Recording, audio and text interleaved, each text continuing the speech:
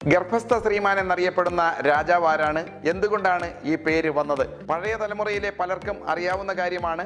Reagent Gauri ലക്ഷ്മിഭായിയുടെയും Changanassery Lakshmipuram കൊട്ടാരത്തിലെ രാജരാജവർമ്മ വലിയ കോയിത്തമ്പുരാന്റെയും പുത്രനായി ജനിച്ച തിരുവിതാംകൂറിലെ ഏറ്റവും പ്രശസ്തനായ രാജാക്കന്മാരിൽ ഒരാളാണ് ഗർഭസ്ഥ ശ്രീമാൻ എന്നറിയപ്പെടുന്നത്.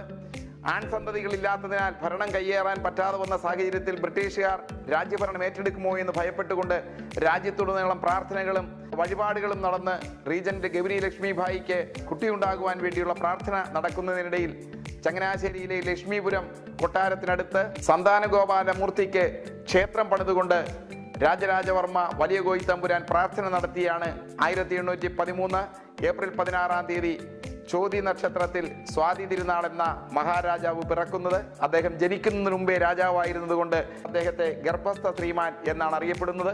ഇത്തരം അറിവുകൾക്ക് മാനവീയം സബ്സ്ക്രൈബ് ചെയ്യുക.